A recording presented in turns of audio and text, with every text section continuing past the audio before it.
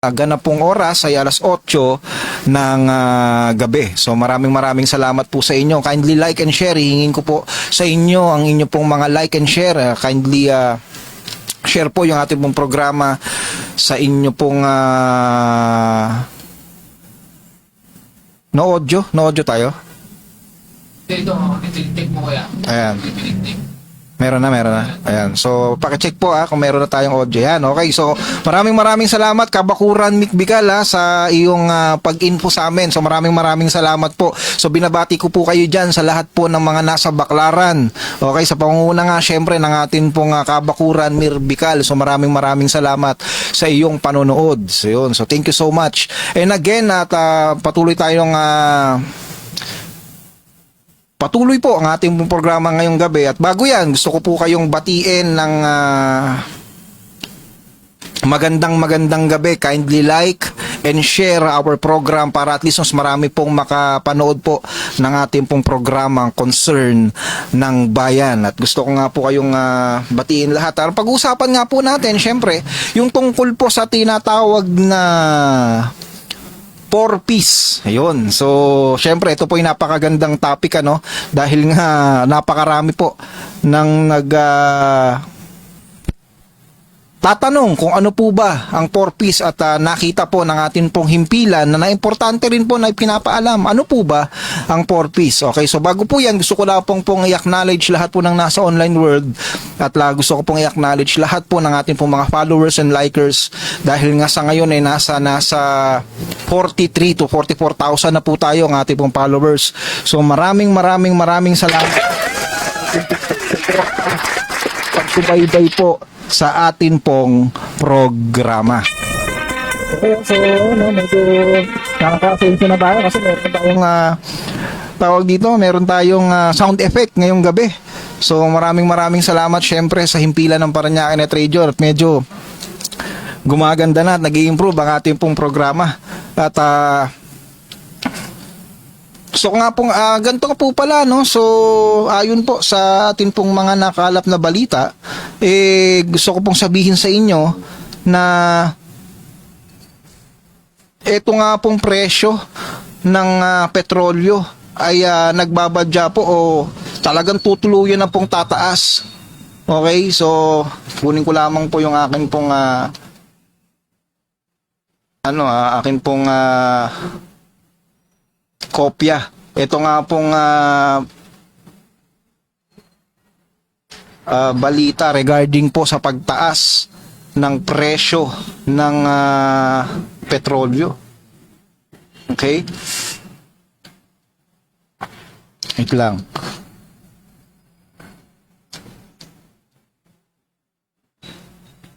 Okay, so wait lang.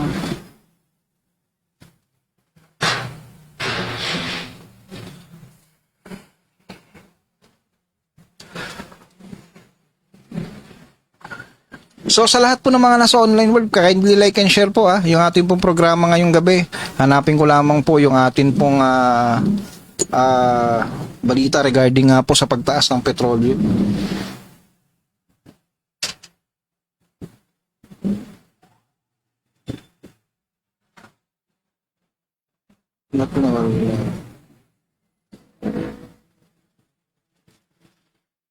Ayun. So habang hinahanap so siguro mamaya na natin ibabalita yan. Pero unahin na natin. So magandang araw Pilipinas, magandang araw Parañaque, magandang araw mga ka-CNB. Ito po ang inyong lingkod, Kuis Gerald sa programang Concern ng Bayan. Dito lamang po yan sa Parañaque Net Radio Worldwide kung saan ang bawat issue o concern ng mamamayan ay atin pong pinag-uusapan, pinapaliwanag at binibigyan po ng linaw. Ngayong araw nga po ay pag-uusapan natin ng isang programa na madalas pong nababanggit pero marami pa rin ang nagtatanong. Ano nga po ba ang 4Ps? Para saan po ito at paano makakasali? Okay, so ito po kasing 4Ps ay naging mainit na usapin, okay, dahil nga meron po tayong concern regarding po sa 4Ps na yan. Unang-una nga po, kaya po siya naging trending ay ito nga pong tawag dito, issue sa bill ng kuryente. 'Di ba? Dahil nga ayon nga sa source o ayon po sa balita, merong pong kaukulang batas na kung saan ang mga consumer po ang sumasagot sa mga kuryente ng tinatawag nating 4Ps. So ayon po 'yan sa mga ulat. Ngayon ano nga po ba? Okay? Ano po ba ang 4Ps? Okay? Ang Pantawid Pamilyang Pilipino Program o mas kilala bilang 4Ps ay isa pong programa ng gobyerno na naglalayong tulungan ang mga mahihirap na pamilya sa pamamagitan po ng tinatawag na assistance. Meron pong cash assistance. Pero tandaan mga ka-CNB, hindi lang ito basta ayuda. Okay? Ito po ay conditional cash transfer. Ibig sabihin may kapalit po dapat ito na responsibilidad. Okay? Kasama po dito ang pagpapaaral sa mga bata, regular na check-up sa health center, bakuna at kalusugan ng pamilya. So yan po yung tinatawag na 4Ps. Okay? Programa po ito ng gobyerno na naglalayong tulungan ang mga mahihirap na pamilya. So ibig sabihin, ito pong 4Ps ay nararapat lamang na poorest of the poor. So ibig sabihin, ito po talaga yung mga nasa lower mid. Okay, nasa lower level po ng pamumuhay. So sa madaling sabi, mga mahihirap po na pamilya. Yun po ay base po sa sa ating pong pagre-research. Ngayon, paarasan po ba yung tinatawag na 4Ps? Okay, so bakit po ba may 4Ps? Ayan, so bakit po ba may 4Ps? At para saan po ba ito? Ang 4Ps po ay ginawa, okay, para saan ang 4Ps? Ang 4Ps po ay ginawa para sa dalawang pangunahing layunin. Una, matulungan ang mga batang makapag-aral at hindi huminto sa pag-aaral dahil lamang po sa kahirapan. Pangalawa, mapanatili ang kalusugan ng pamilya, lalo na po sa mga bata at buntis. Ang layunin po ng gobyerno, hindi lang tulong pansamantala, kundi tulong para po makabangon. So yun po ang primary na layunin po ng 4Ps. Okay? So, yun po yung dahilan kung bakit po meron 4Ps dito po sa atin pong bansa. Yun po yung pinaka-original. Okay? Yun po yung tinatawag na main reason kung bakit po merong 4Ps sa atin pong bansa. Okay? So, bago po tayong patuloy, kindly like and share po yung atin pong programa. Ayun. So, okay, binabati ko po lahat po ng nasa online world. So, inuulit ko po kay Kabakuran Mirbical. Siyempre, sa partner ko po, Jasper Siren Sayo. Good evening mga ka-CNB, Quiz Gerald. Maraming salamat always po sa inyo pong suporta. Maraming salamat. And, uulitin ko nga, meron nga pong nababadyang pagtaas ng pagtaas po ng presyo na naman ng petrolyo ngayon pong linggo. Kung di po ako nagkakamali, bukas po nakaamba na naman ang pagtaas ng presyo ng petrolyo. So, yun nga, at gusto po na rin natin pong i-acknowledge yung tawag dito, yung effort din po ng tinatawag na Department of Energy, dahil nga po kanina lamang nakita ko sa balita at na-post na rin po sa ating himpilan na magkakaroon na po ng diskwento ang atin pong mga drivers, yung atin pong mga PUJ o yung atin pong mga jeepney drivers at mga UB Express. Okay, so magkakaroon na rin po silang diskwento. So kung ano po ang mga impormasyon na yan, maaari lamang po na abangan natin ang mga susunod po na abiso. Okay, so patuloy po sa ating pong programa. Ang tanong, paano po, okay? Paano mapasali sa 4Ps? Ang pagpili po ng 4Ps, okay, ulitin ko makinig po kayong maigi.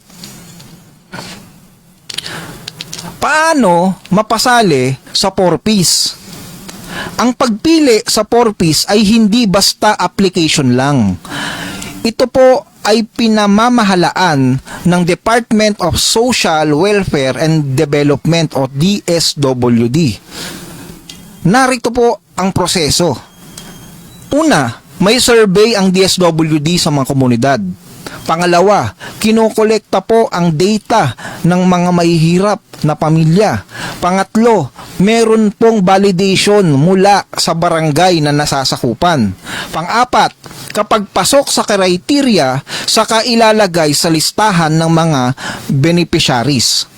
So yun po yung proseso kung paano po kayo mapapabilang sa 4Ps. Okay. So, meron pong paalala po dito.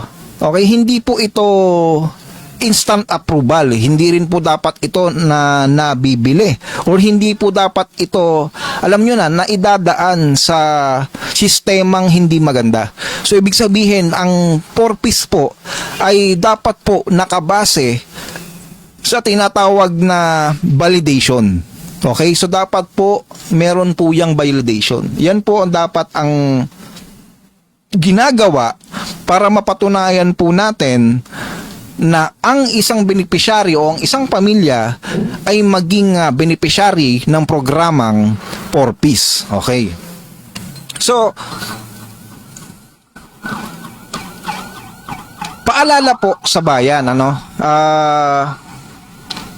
paalala po sa taong bayan, guys, mga Kanet Radio, mga concern ng bayan, mga ka-CNB, mag-ingat po tayo sa mga kumakalat na maling impormasyon regarding po sa 4Ps, okay? Kasi base po sa atin pong mga nakalap na impormasyon, dahil nga po ang 4Ps po ngayon ay napaka-trending at napaka-hot topic po dito po sa atin pong bansa o sa atin pong lungsod, sa atin pong komunidad, mag-ingat po tayo sa mga nag-aalok po ng 4Ps, okay? Na kumbaga kakausapin sila para mapasama sa 4Ps tapos meron silang kapalit, okay, especially pera, okay, so wag po maniwala, scam po yan, okay. Ang tunay po na proseso ay dumadaan lamang po sa DSWD at opisyal na pagsusuri. Okay? May validation din po mula sa barangay. So, ulitin po natin, ang 4Ps po ay dumadaan sa masusi na proseso ng DSWD. So, ibig sabihin, ang 4Ps po ay hindi po yan basta-basta magiging beneficiary. Meron po yang validation. Okay? Yan po ang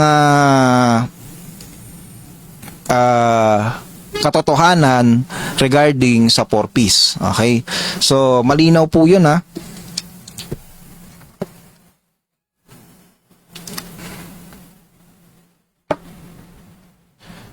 Okay, so kindly like and share yung atin pong programa ngayong gabi.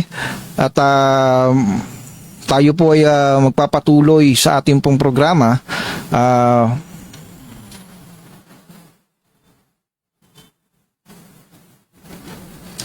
Ayun. So, ano po ba ang magandang epekto? Okay? Kindly comment po sa tingin po ninyo, ano po ba ang magandang epekto ng 4Ps? Okay? Meron po, ayon po sa atin pong research o ayon po sa atin pong mga data o source. Okay? Ang Pantawid Pamilyang Pilipino program ay malaking tulong po yan para po sa mga bata na makapag-aral. Okay? Ang 4Ps po ay ginawa, sabi ko nga, para po sa edukasyon. Tulong po yan sa edukasyon. Dahil sa education grant, mas nababawasan po ang dropout rate, okay, ng mga mahihirap na pamilya. Alam niyo po kasi kadalasan, nung wala pa pong 4Ps, marami po talagang mga nag-dropout gawa nga ng wala pong pang-aral. So yun po ang katotohanan dyan. Nang dahil nga po nagkaroon ng 4Ps, okay, mas bumaba po ang dropout rate. Okay, yan po ay base po sa atin pong base po yan sa atin pong research na yung 4Ps ay nakatulong po sa tinatawag na edukasyon po ng atin pong mga kababayang Pilipino. Ito pong mga beneficiary. Pangalawa po, ang 4Ps po ay meron din pong pagsuporta sa kalusugan. Okay? May kondisyon na dapat magpa-check up at magpabakuna. Ayun. So, ang resulta po, mas healthy ang mga bata at mga buntis. At nababawasan ang sakit na pwedeng maiwasan. Okay. So, ang 4Ps po, isa rin po sa suporta po niyan ay suporta po sa mga benepisyaryo doon po sa kanila pong mga kalusugan. Pangatlo, pangtawid sa pang-araw-araw na gastusin. Nakakatulong po ito sa pagkain, pamasahe at basic needs po ng mga benepisyaryong pamilya. Kahit hindi malaki, malaking bagay ito sa araw-araw na buhay. Okay, so pang-apat, disiplina sa pamilya. Dahil may kondisyon, natuto po ang pamilya na pumasok sa school, magpa-check up, sumunod sa health rules. So yan po yung mga pros o kagandahan ng 4Ps. So nabanggit ko po yan po ay tulong po sa edukasyon, suporta sa kalusugan, pantawid sa pang-araw-araw na gastusin, disiplina sa pamilya. Ayun, so napakaganda po dahil nga po ang 4Ps po ay tumutulong na alam niyo na magkaroon ng maayos na buhay kahit papaano ang atin pong mga benepisyaryong pamilya. Di ba? So ngayon mga kababayan ko mga Paranyakenyos, siyempre, importante. Meron din pong mga issue yan, okay, yung pong 4Ps na yan. So, ito po yung atin din pong pag-uusapan. But before that, gusto ko pong batiin lahat po ng mga nasa online world, Gusto ko pong batiin lahat ng mga nasa social media, nanonood po sa atin ngayon. Lalambing lang po ako sa inyo ng like and share po sa atin pong programa ngayong gabi. Ayun. So, ayan. So, syempre, dahil nga po sa meron pong mga kagandahan, meron din po tayong mga nakita ng mga ilang issue po regarding po dito sa 4Ps na to. Okay.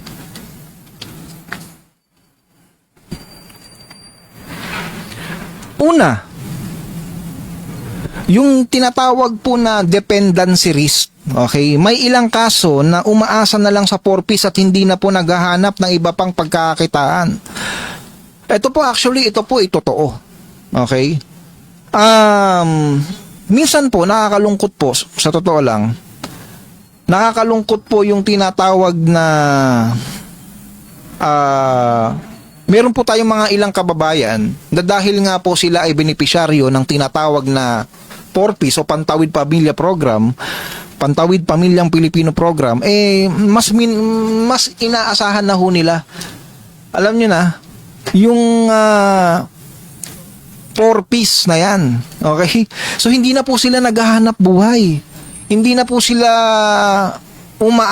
naghahanap ng pagkakakitaan para po mabuhay. Ang malungkot pa po rito, karamihan po, okay, so ang ilan-ilan na 4Ps beneficiary ay nagiging dependent na po sa gobyerno. So, ano po ba ang hindi maganda ron? Unang-una, syempre, ang gobyerno po ay nandyan upang kalingain po ang atin pong mga kababayan, which is true. Kalingain po tayo. Okay, tayo po ay tulungan. Pero hindi naman po dapat naiasa po natin ang atin pong buong buhay sa gobyerno. Tulad po nitong mga nasa 4Ps. 'Di ba? Ang masakit pa po rito, sasabihin pa po nila o ang pangalawa hong cons, sasabihin pa po nila hindi po sapat ang halaga. Para po sa ibang pamilya, sinasabi po nila, hindi pa rin ito sapat para sa lahat ng gastusin. Kaya minsan, umaasa pa rin sila sa ibang trabaho o ayuda. Yun po ang masakit. Di ba? Kasi karamihan po talaga sa mga, actually, meron po talagang mga nasa 4Ps, wala na po talagang inaasahan kundi yung payout. Kundi yung ayuda. Ayaw na po nilang humanap ng iba pang pagkakakitaan. Di ba? Marami tayong mga kababayan ngayon na gano'n na nangyayari. So,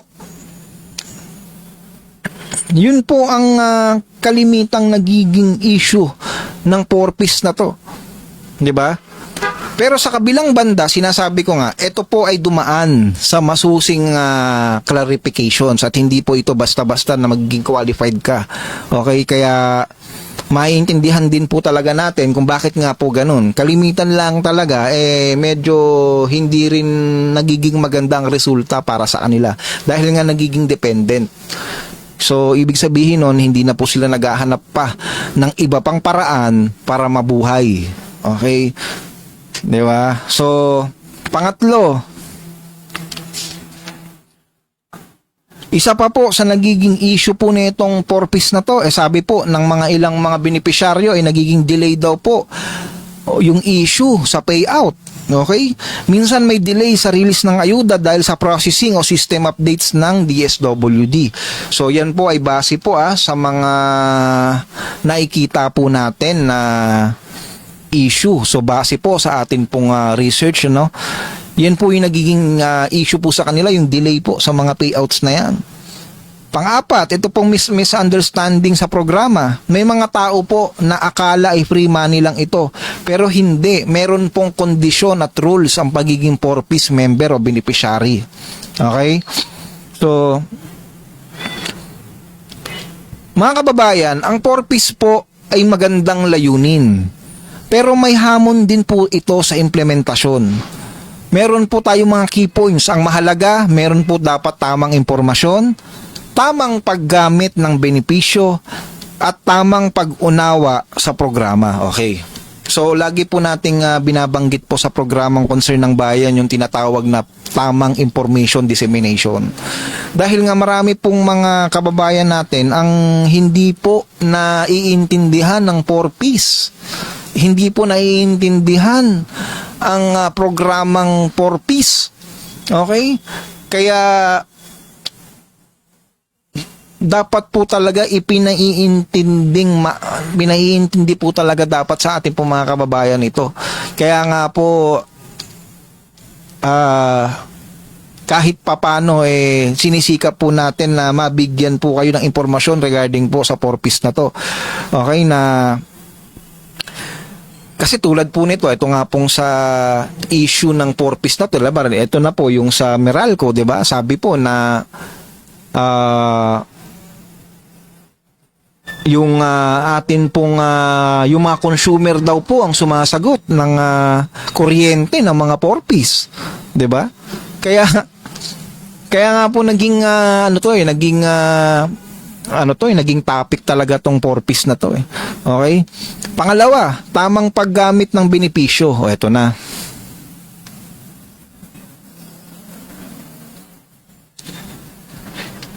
Panawagan naman po, shout out po sa mga porpoise beneficiaries at sa lahat po ng mga benepisyaryo ng programang ito. Sana naman po, kapag meron po kayong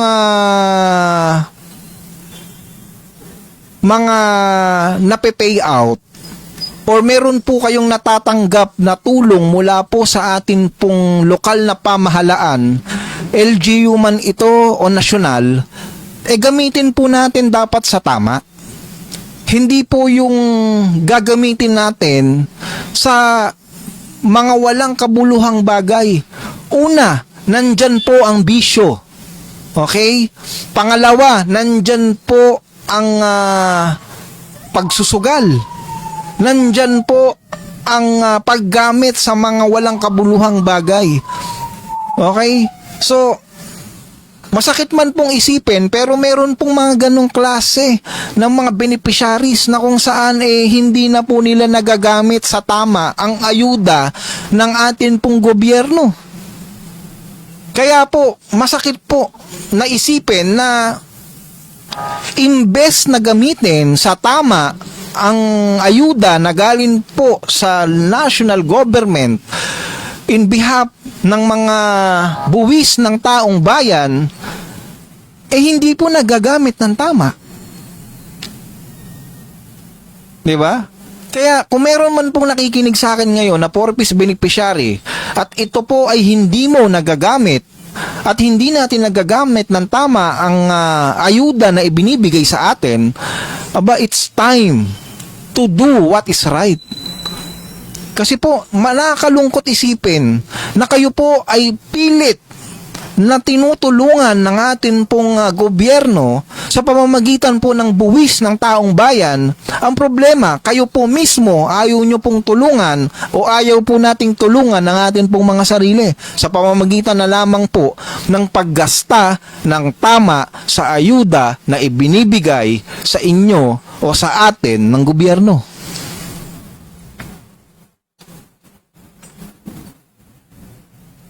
Di ba?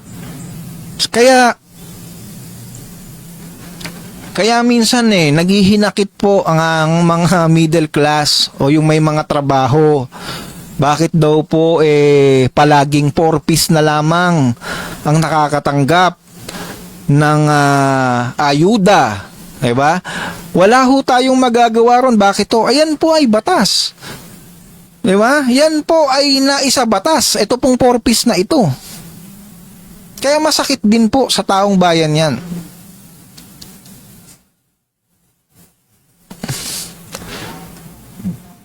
Di ba? So, kaya masakit din pong isipin na alam nyo na medyo na-take advantage yung porpoise na yan Okay? Nadi-disadvantage po ng iba yung porpoise na dapat ito pong porpoise na ito ay para po ito sa tulong o ayuda po ng gobyerno. Hindi po yan pang-scatter, hindi po yan pang-salon, hindi rin po yan pang-alak.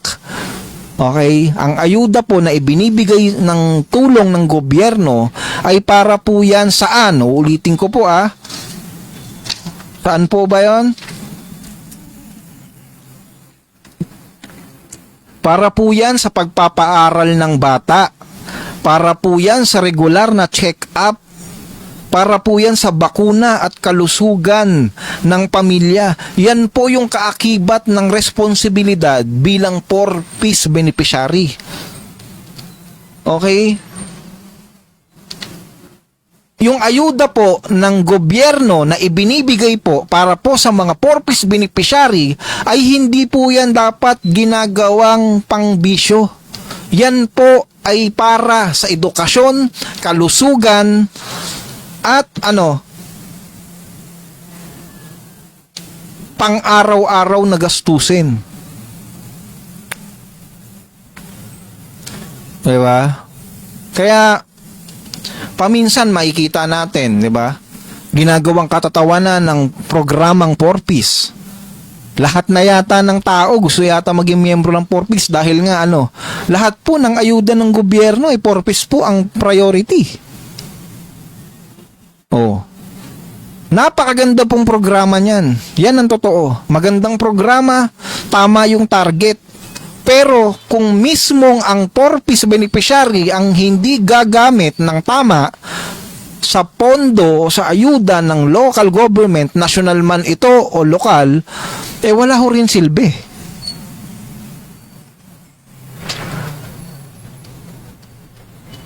Naaabuso lamang ang programa. Di ba? Yun po ang masakit doon. Kaya panawagan po sa lahat po ng mga porpoise beneficiary o porpoise member po ng atin pong lungsod, naway ito po ay maging alam niyo na, maging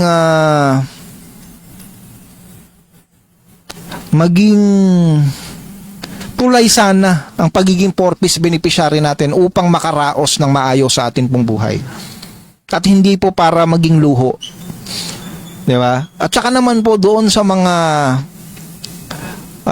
merong hawak ng porpoise na yan, di ba? Siguraduhin naman po sana natin na talagang dapat karapat-dapat na matulungan o maayudahan ang isa pong nag-a-apply na porpoise member. Para naman po at least kahit papano matuwa kami o matuwa tayo bilang taxpayer. Kasi nakakalungkot din isipin na hindi napupunta sa tama. Yung ayuda, hindi nagagamit ng tama. Okay? Kaya yun po yung minsang hinanakit ng mga kababayan nating mga nasa middle class o yung mga taxpayer na kumbaga. Kaya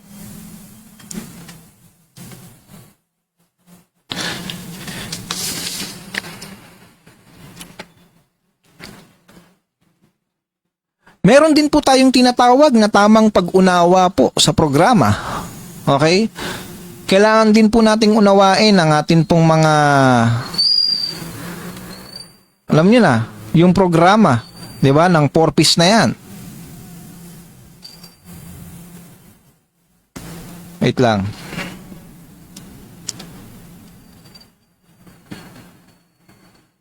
Wait lang, mag-share lang po tayo.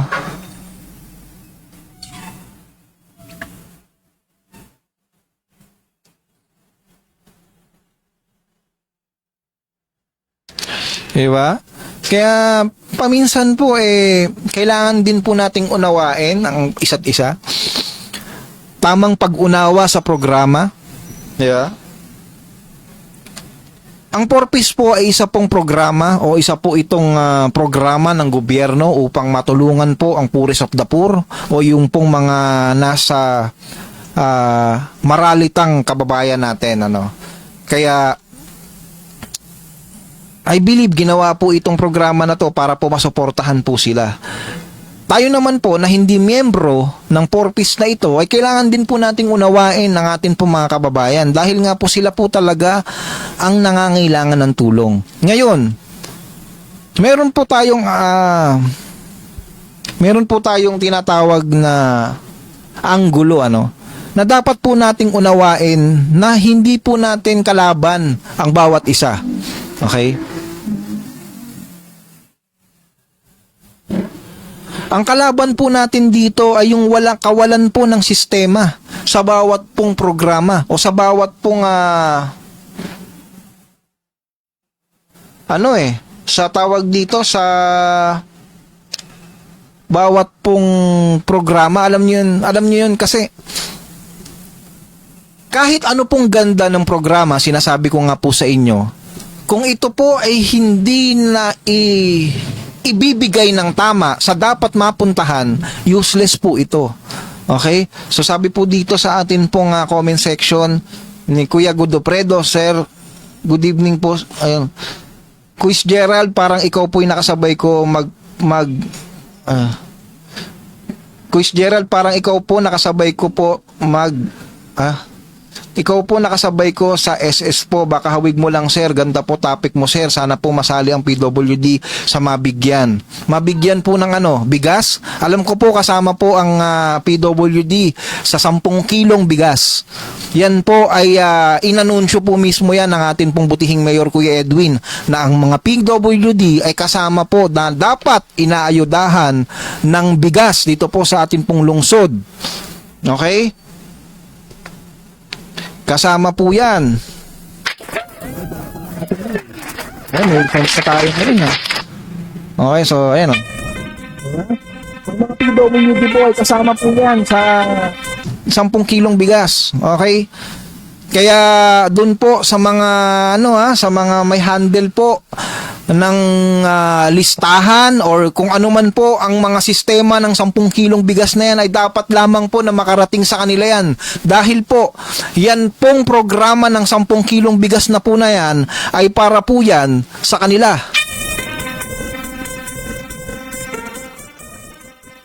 Ayan. So, yun nga po, babalik po ako sa topic po natin. Kailangan po nating unawain po ang bawat isa. Okay, bibigyan ko po kayo ng example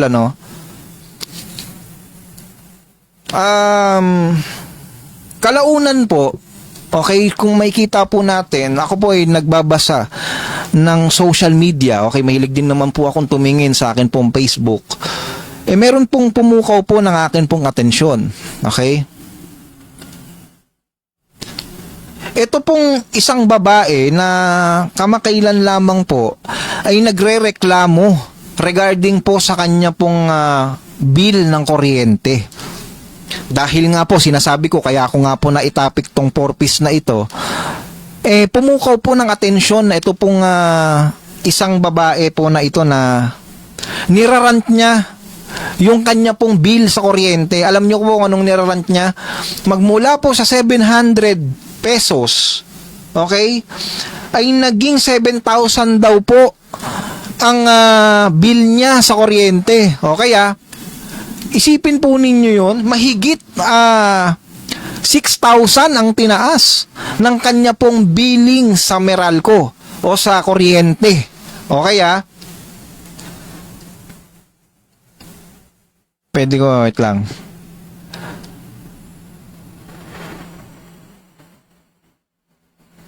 Yun po yung kanya pong rant. Nirarant po niya yan sa social media.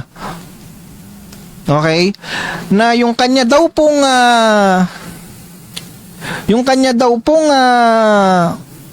Meralco bill o yung kanya pong billing sa kuryente ay tumaas daw po ng 6,000 mahigit, na dating 7,000 ay na dating 700. Akalain mo sa unang tingin kung hindi mo titingnan o kung hindi mo alam niyo na, kung hindi nyo sisaya sa ating maigi yung post po na yan, talaga pong magkakaroon kayo ng hinanakit.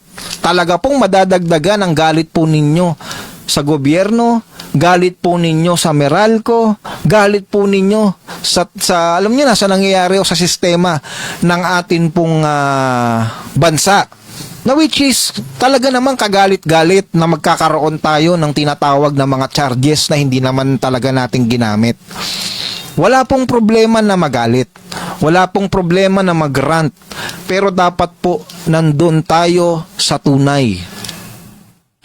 Ang nakakalungkot lamang po dito alam niyo na, mga ka-CNB, ang nakakalungkot lamang po dito, ito pong kanyang post, fake news. Bakit ho? Okay, bakit ko po nasasabi na ito po'y maling impormasyon? Kung sisiya sa atin po ninyong maigi, yung kanya pong post, mali po. Bakit? Kasi po, yung kanya pong nirarant ay magkaiba ng account number. So, ibig sabihin ho, yung account po niya na 700 at yung account na 7,000, magkaiba po ng account number. Sa madaling sabi, hindi po dapat yon kwine-question. Bakit ho? Kasi nga po, magkaibang account number. Sa madaling sabi, mali po ang impormasyon. Inuulit ko po, wala pong problema kung magrarant tayo. Wala pong problema kung magrarant tayo, mag-questionin natin ang mga sitwasyon o mga pangyayari. Pero po, napaka-importante na siyasatin nating maigi kung ano po yung atin pong pinapanigan, kung ano po yung atin pong kinukonsume sa social media. Dahil sa social media po, napakarami na pong fake news. Okay?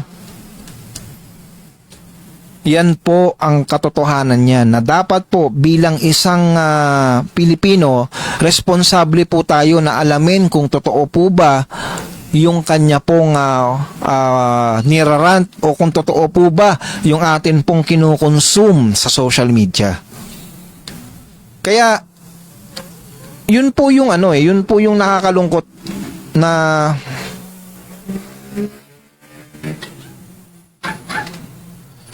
yun nga yung nakakalungkot doon, na dapat po talaga ay tinitingnan nating maigi kung ano po yung kinukonsume natin sa social media. Okay? Wala pong problema kung magagalit po tayo. Wala pong problema kung questionin po natin ang sistema ng billing natin ngayon sa kuryente dahil nga namang kagalit-galit ito. Pero responsibilidad po rin natin na alamin kung totoo po ba. Tulad niyan, 700 naging 7,000. Diba? Sa unang kita mo pa lang, magagalit ka na kasi ang laki ng tinaas, 6,000 6,000 mahigit. Pero kung titingnan natin yung account number, magkaiba. Di anong Sa madaling sabi, mali po yung impormasyon. Mali po yung kinagagalitan po natin. Kaya, mag-ingat po tayo sa mga tinitingnan po natin, hindi porket viral, ito na po yung totoo. Di ba? Hindi po porket maraming views, maraming likes, maraming comments, yun na po yung atin pong i-consume o yun na po yung atin pong pagbabasihan. Mas maigi po, bago po natin paniwalaan, i-fact check muna natin, tignan natin kung lihitimo po ba yung post, tignan natin kung alam nyo na, ito po bang post na po na ito, makakatulong po ba ito upang umunlad po ba yung ating bayan? Makakatulong po ba ito para mas masolusyonan po yung ating pong mga problema? Di ba? Tulad nito sa usapin na ito.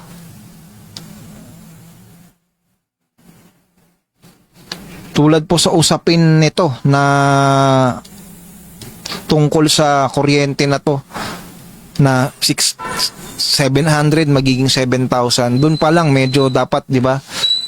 Masyado naman yatang OA yung 6,000. 'Di ba? Masyado naman yatang OA 'yun para 'di ba, suportahan pa natin. Kaya ako tiningnan ko kagad, chinek natin kagad kung totoo po ba 'yan bago natin, alam niyo na, bago natin i-consume o bago natin tanggapin yung statement na yon. Nakita natin o napag-alaman natin, base po sa ating source, base po sa pagre-research po natin, magkaiba po yung account number. So madaling sabi, mali po yung impormasyon. So mas madaling sabi, fake news po yan. Kaya yun po yung medyo titingnan natin sa pag-consume sa social media. Di ba?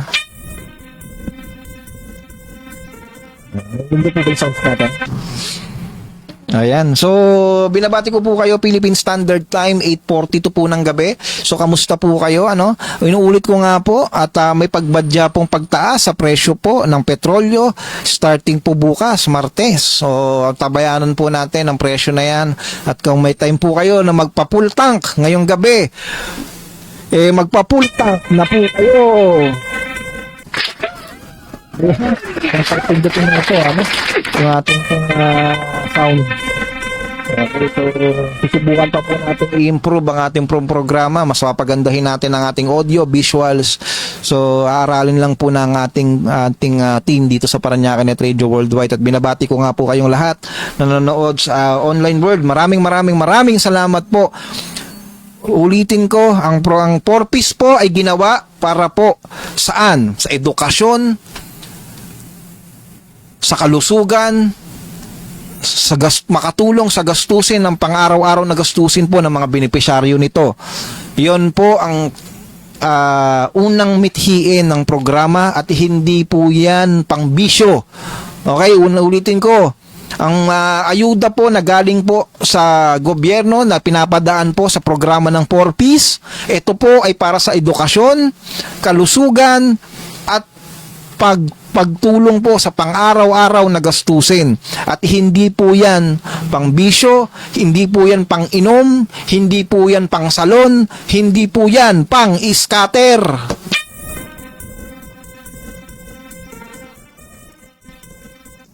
Yan, sa atin naman pong mga hindi benepisyaryo ng 4Ps, wag po tayong magkaroon ng hinanakit po sa atin pong gobyerno, ano. Kundi, mas maganda na lang tingnan natin sa magandang look at the brighter side, guys, na hindi natin kailangan pa na sumali sa mga programa na alam nating alam nyo na, pang mas higit na nangangailangan. Kundi mas tingnan natin kung ito ba ay nakakatulong talaga? Ito ba yung magkakaroon ng sistemang maayos para makadaan talaga sa kanila yung magandang adhikain o mitiin ng programang 4Ps? Wag po sana nating sisihin din yung atin pong mga kababayang nasa 4Ps. Dahil nga po ako naniniwala ako na hindi naman po sila magpupumilit na maging miyembro ng 4Ps na yan kung sila po ay mga milyonaryo na. Di ba?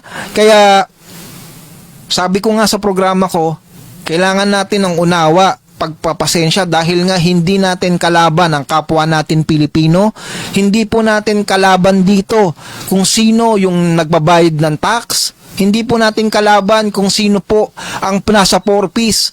Ang kalaban po natin dito ay yung walang sistema, di ba? At hindi maayos na sistema. Ang kalaban po natin dito ay yung hindi po maayos na pagsiservisyo. Di ba? Kaya kung meron tayo na dapat i-shout out o dapat nating labanan o dapat nating alisin o kalabanin, ito po yung mga hindi nagtatrabaho ng maayos.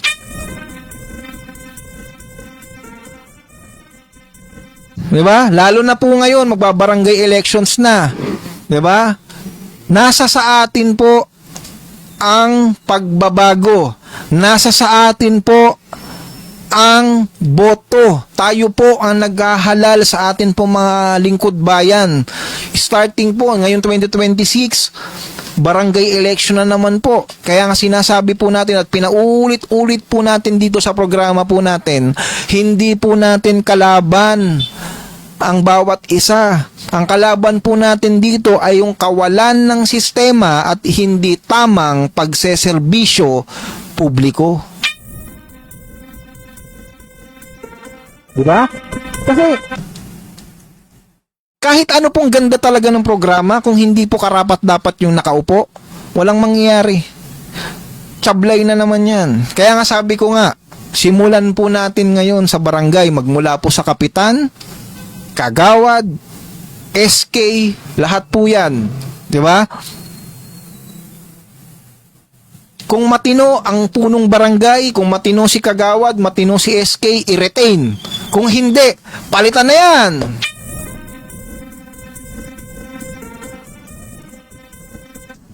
Di ba? Kasi nasa sa atin po talaga yan. Nasa sa atin po ang sagot. Nagsisimula po yan sa mga balota natin. Kaya nga, 2026 November is approaching. Kaya nga, nako, kung meron ng mga humihingi po at kumakamay-kamay sa inyo, tanungin nyo po kung ano po yung programa. Huwag po kayo magpadaan sa pangiti-ngiti.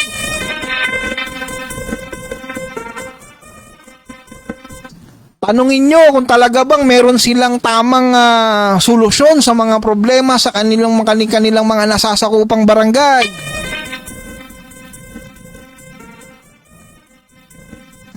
Baka mamaya puro ayuda lang din alam niya. Ang kailangan po natin dito, konkretong solusyon. Sisibihin ko na sa inyo, kailangan po merong matibay na konkretong solusyon sa bawat hinanaing, sa bawat concern. 'Di ba? Baka mamaya simpleng traffic lang simpleng reaction lang, traffic lang, simpleng pagtawid lang sa kalsada, hindi masolusyonan kaasa pa kung kani-kanino, ba? Mag-isip-sip na kayo.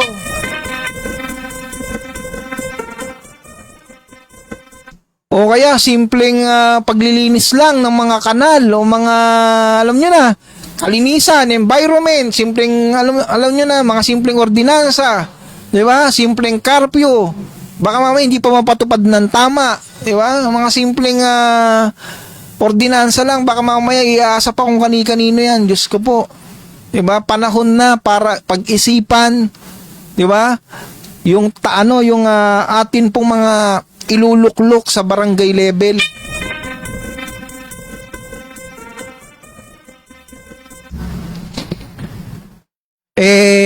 Kung magaling ang inyo pong kapitan at sa tingin po ninyo, yung kapitan, kagawad, SK, at sa tingin ninyo, hindi na karapat dapat pa o hindi na kailangan pampalitan, huwag nyo nang palitan dahil bibihira ang magagaling at masisigasig na kapitan. Kagawad at SK, wag nyo nang pakawalan yan. Pero, kung simpleng concern at issue ng inyo pong barangay ay kani-kanino pa tinuturo at kung ano-ano pang dahilan ang binibigay po sa atin, panahon na para alam nyo na yon.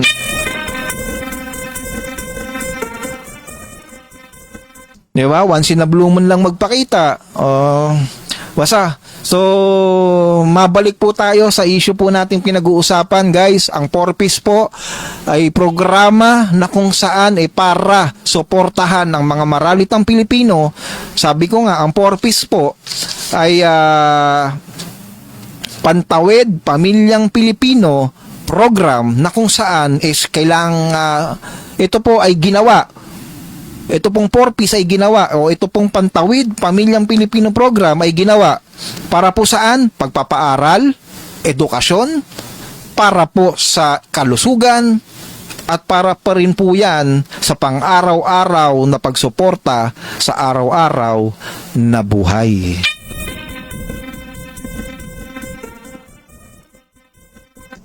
So, Philippine Standard Time po 8:51. Marapit na po tayong magtapos. So, bago po yan, binabati ko po lahat na nasa online world. Maraming salamat po sa inyong lahat. At sa lahat po ng mga nanonood, maraming salamat po sa inyo. And gusto ko lang pong wait lang. Gusto ko rin pong ibalita po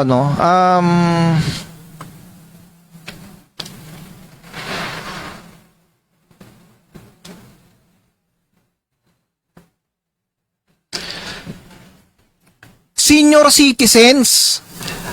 Okay? Shout out po sa mga senior citizens po natin dito.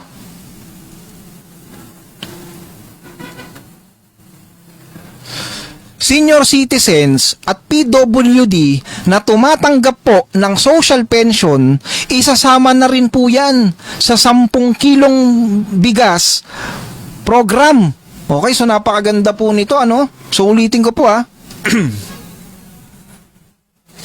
Senior citizens at PWD na tumatanggap po ng social pension, isasama na rin po sa 10 kilong bigas na programa po ng atin pong national government. Sa pangunguna rin po yan, syempre, ng atin pong Pangulo, At syempre, ito po sa ating lungsod, sa pangunguna po yan, ng atin pong Mayor, Kuya Edwin Olivares. So, napakaganda po nito.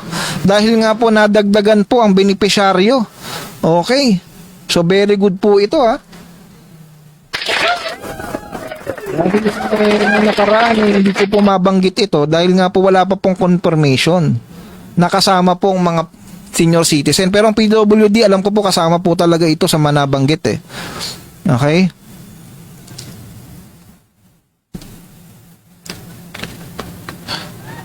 Okay, so magandang gabi po rin sa inyo sa lahat po ng mga nasa unit natin. Syempre, dito nga po kay Kuya Murabing, magandang gabi. Kay Kuya Ronel Ayong, magandang gabi rin po sa inyo. At sa lahat po ng nasa online world, maraming salamat sa paikinig po sa inyo. At sana sa mga susunod pang mga programa ng Concern ng Bayan, may kasama ulit ako dito. Nakaraan, kasama ko si Kuya Regino Kapua. Diba? Kasama natin sa ating programang Concern ng Bayan. At syempre, sa susunod Lunes, diba? So, sa lahat po ng mga nasa unit natin, kindly PM me para po at least makasama ko kayo sa programa ko ngayon. Makasama ko kayo sa programa ko sa susunod na Lunes. Okay, so good news po Okay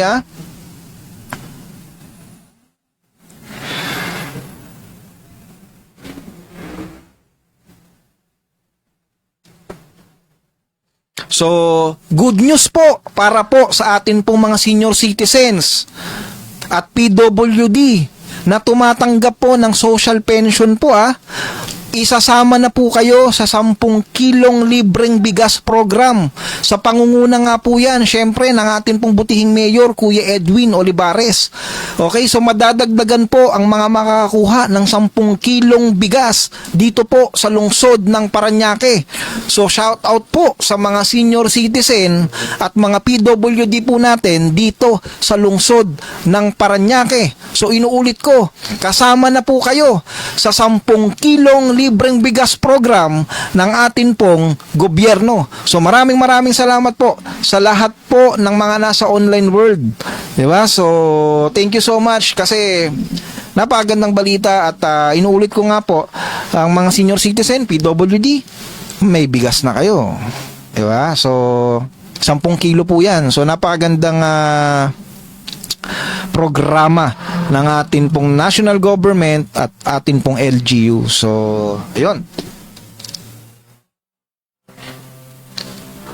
Ayun, so tiyan, syempre good evening din po sa akin pong Tita Bel. Magandang gabi. Kamusta po kayo, ano? At ayun nga, sa akin pong programa ngayon na tinalakay ko kahit papano yung atin pong programang 4-piece,